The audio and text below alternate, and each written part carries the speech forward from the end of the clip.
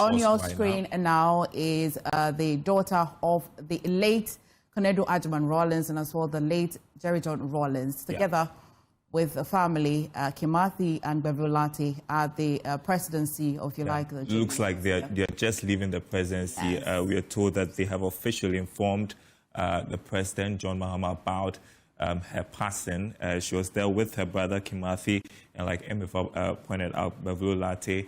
And so those are the latest shots from the presidency, the Jubilee House, where we are told that the president has been officially briefed about the passing of Nana Konadu Agyeman-Rawlings.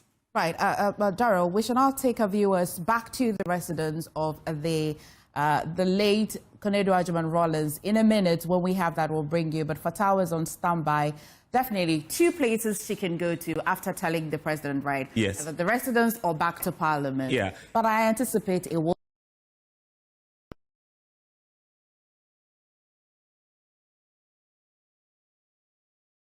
The residents going back home, of course. Traditionally in Ghana, if a person would pass like this, you'll be back home receiving visitors as well, of course. So I wouldn't be surprised if should be pretty hard on the family, as you'd expect. I mean, people think that she took a partisan gene from her late mother, Nana Konadu Agyeman-Rawlings.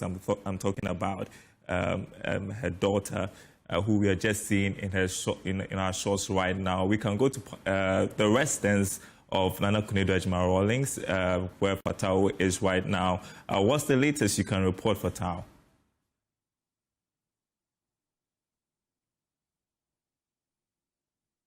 Fatau, if you can hear me, what's happening where you are?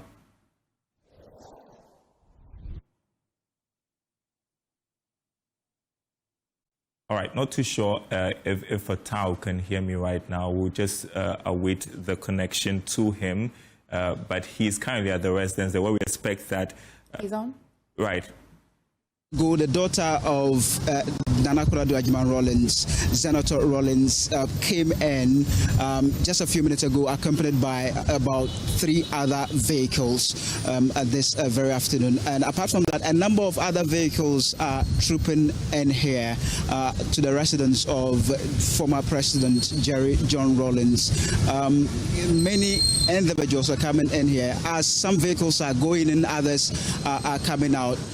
We are trying to get a confirmation from them at this point, but they wouldn't allow us close to the entrance of the house. But what I can tell you now is that so many vehicles are trooping in here at the residence of former President and late President Jerry John Rawlings. Nana Konadu Agyeman-Rawlings, she is a politician, a business woman, president of the 31st December Women's Movement and founder of the National Democratic Party.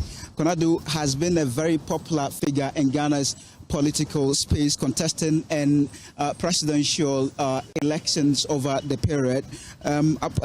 We told that this morning, this dawn, she was taken to the Rich Hospital, and unfortunately she passed on. So as I speak with you, another vehicle is going in there. This vehicle has been going in and out of the house, but where we are stationed, we are unable to get close. But there's an indication that something is definitely wrong in there, because so many vehicles are going in and out of the residence of the former President Jerry John Rawlings. And in November 2020, Jerry John Rawlings himself passed on, and about 5 years following his demise, his wife, we are told this afternoon that she is has also passed on. More on the late First Lady. The last time we saw her in the public space was at the Jubilee House, where she went to lay some flowers following the death of some 8 gallant men who died in that helicopter crash in the Ashanti region. And apart from that, she also traveled to... After this fufu and pepper soup, I go score goals like them, the dash points.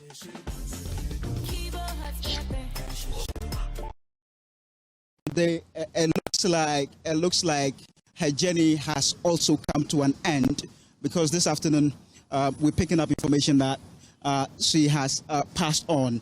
More on her, the former First Lady, as we all know, she was very, very instrumental. I mean, I would say that she was one of the most vibrant women politicians here in this country, participating in almost everything as far as Ghana political space is concerned.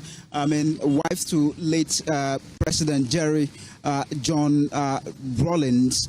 Her daughter, a few minutes ago, came in here with about 3 other vehicles.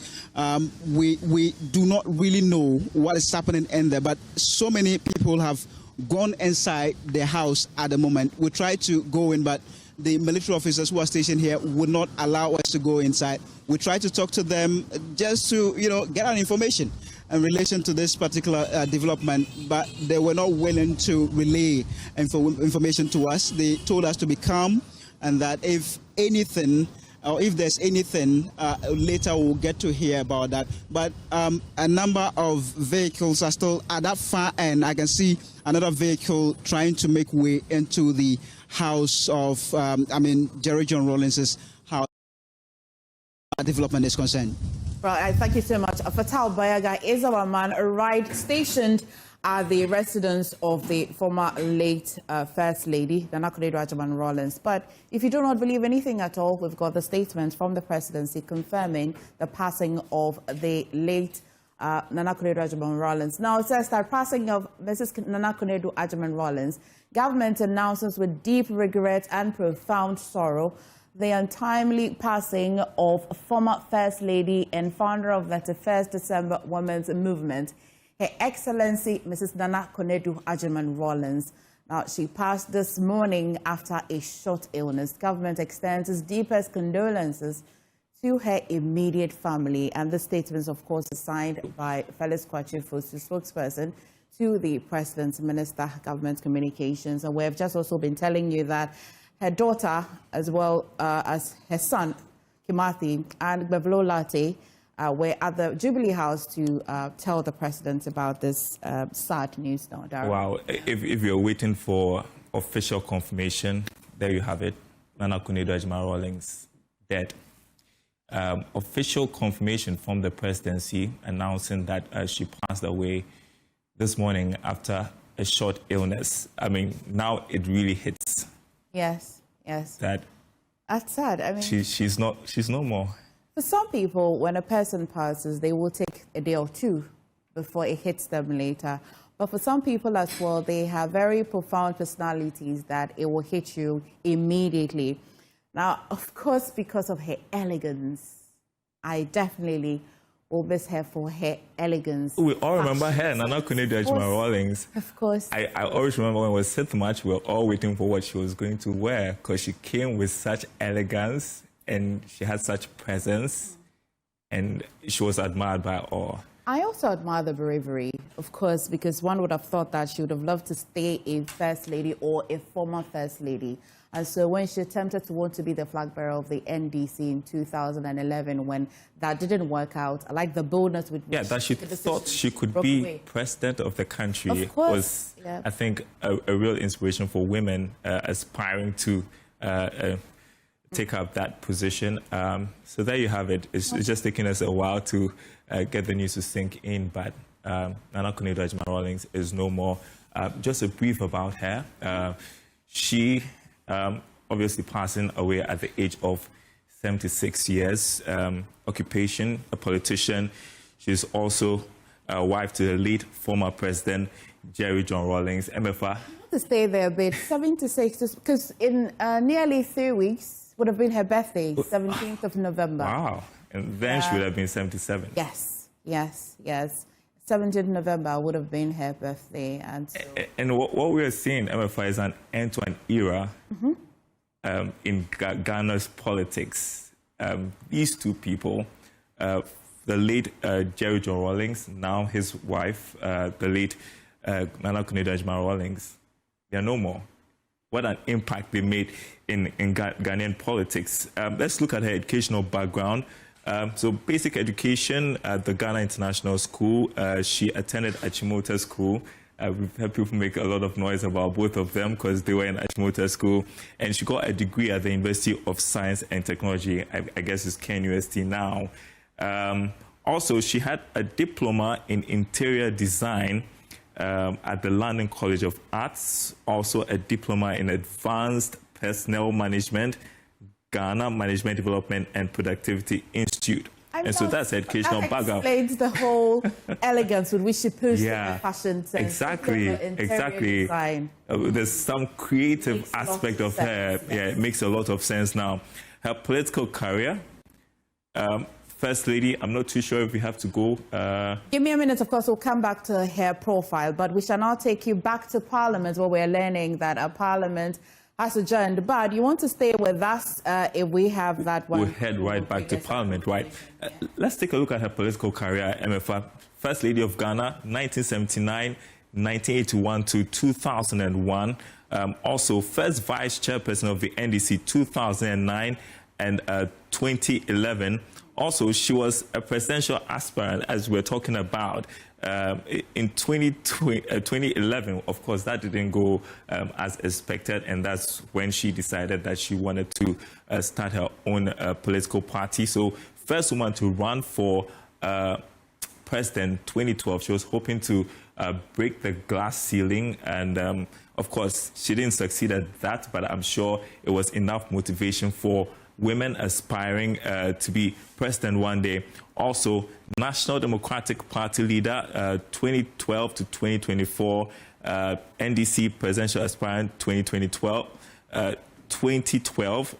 Let's take a look at the next slide as we look at her political career. President, 31st December Women's Movement, 1982. We would never forget the 31st December Women's Movement. She founded it. She was actively engaged with women. I bet in the coming hours we'll be gauging the mood of some of the people she worked with in the 31st December Women's Movement, and how she was able to gather the grassroots, the women, the market women, rally them. I can assure you that one of the persons that when we get to talk to would tell us more about the 31st December Women's Movement will be the presidential candidates for the CPP, because they did this together, and she tells me what they went through galvanizing women during the Kalabula era, Kalabuli time, and how they encouraged women to actually take on trade, literacy as well, child development. And so I wouldn't be surprised if women, especially like herself... Oh, there's a lot to talk about when it comes to the 31st December Women's Movement. Popular quotes. One, my desire is to see the emancipation of women at every level of development to enable them to contribute and benefit from the socio-economic and political progress of the country. Would you say she accomplished that? Well, she tried. As we talk about the 31st December Women's Movement, to get women to fight for what they believed in and what they wanted. And so the Beijing conference, she led it, I'm told. It's incredible, her contribution to women emancipation and ensuring that they contribute and benefit from socio-economic and political progress of the country. Another popular quote from her, let's continue to champion policies that protect women farmers, initiatives that promote sustainable farming and ensure women in agric is given respect, dignity, and opportunity. So she was all about the women fighting for women's rights, ensuring that women take their rightful place in society. And so these are some of the things we remember her for.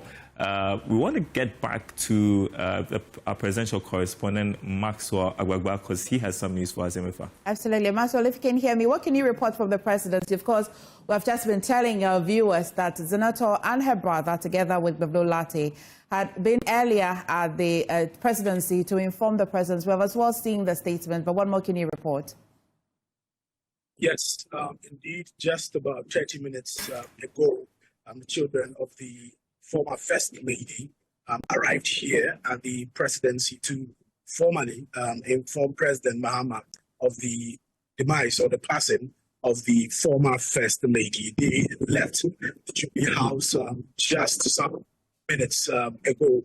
what you can see on your screens right now is the Lands and Natural Resources Minister, who is trying to comfort the colleague member of Parliament, Agyeman-Rawlings, who was part of the delegation that visited the presidency to formally President Mahama of the passing of the former First Lady, Konadu, Agyeman-Rawlings. We didn't get any word from them, of course. You would understand the times that we all find ourselves, difficult moments for the family, especially for Kimati and Zaneto. We've seen them many times with their mother in public. Clearly, you could tell, the love that they have for their mother, just like any child, or would have for their parent. In fact, in the last outing, I remember sometime in September, last time we publicly saw the former First Lady was in the Ashanti region during the funeral of the Asante Hema. And videos went viral, with many commended Agyeman-Rawlings especially about how he's kept very close to his mother, especially after the demise of his father, that is Jerry John Rawlings, who was husband to the former First Lady. Many of the people who we've been speaking to here have been eulogizing the former First Lady.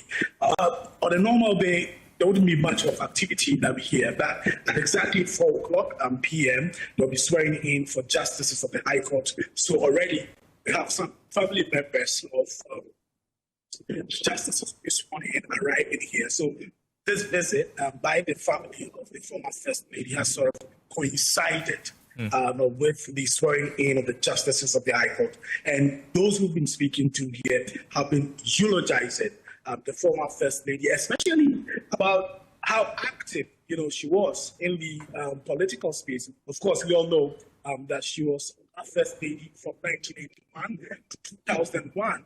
She didn't stop there, got very active in this political space. In fact, becoming the first woman to contest in the presidential elections. That was the 2016 elections on the ticket of National Democratic, Party, NDP, which, she founded. Indeed, we also know about how she contested former President Atta Mills in 2011. Of course, strained her relationship with the NDC. But in recent times, we've seen her join very close, to the party. So many of the people who've been seen here have been eulogizing the former First Lady, talking about how she worked to empower women, especially with the 31st December movement, which she established sometimes in the 80s. They talk about how that movement also supported women economically. They talk about how that organization also constructed many daycare centers across the country, how it provided skills to women who otherwise didn't have gained those skills like hairdressing, like tailoring, and all of that. So it's all praise for the former First Lady here at the presidency. It is expected that the president will make a short statement on this unfortunate demise. Already, the presidency has released a statement talking about confirming the death, and then also stated that she passed on early this morning after a short illness. It is expected that President Mahama will touch briefly in his speech during the swearing in of the justices of the High Court. That is expected to happen at exactly 4 o'clock p.m. So we're waiting at the presidency to see how that is going to pan out, here. Mark, so we are awaiting the president's comments on this, but based on his body language, what can you tell us about the mood of the president right now, having received the news? You're talking about the body language of the president? Yes. Well, we're yet to see the president. In fact, this meeting between the family members of the former First Lady and the president happened behind closed doors. So we didn't get the opportunity to hear the interactions and be part of that particular meeting. But we are told that it was a very short meeting where the family members formally informed the president about the demise of about the death of the former First Lady. So really, we are yet to see, body language of the president. We're yet to see other things as well. But that would happen at exactly 4 p.m. with the start of the swearing in of the justices of the High Court. And we are waiting to hear from the president when he speaks. All right, Max, we'll come back to you when that happens. But we are seeing shots, Zanato being escorted by Bevulate. I think that was, I'm not too sure, I guess it was at the presidency. You can tell she's showing so much strength at this moment. But I know as we talk about Nana Konadu, about her being a political figure, she was a mother to them. Zanato and her siblings, and I don't want to bring this up, but you lost your mother a while ago, and you can tell she's living through the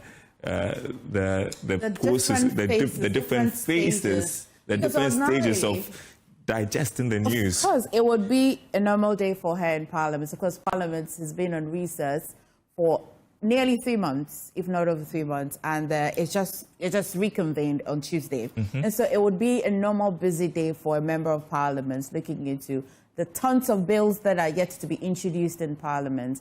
And so if we follow the story as it's being told, that her mother was rushed to Rich Hospital as well, which of course is where I also lost my mother, which I can relate, because that emergency unit is not a place for the faint-hearted, And so from dawn to morning until this afternoon, I can only understand how she feels. Worse off, she's also a public figure. She has a constituency to represent as well, and people are quite unforgiving. We as well will require you to do your job while you mourn a statesperson and also mourn that same person who is your mother. But, I mean, at this age, one of the good things you want to talk about is some of the things that it did for the country. The legacy. Yes, the legacy.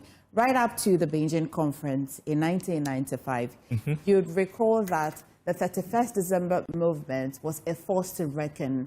And when the UN had organized that Beijing conference, they were definitely not going to leave the 31st December movement out of it.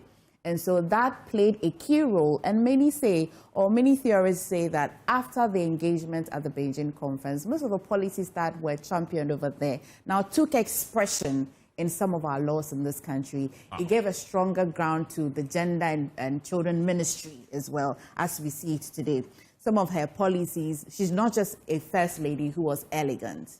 She was also a policy maker. We'll continue this, but we'll take you back to Parliament, where we're still engaging some of the members of Parliament.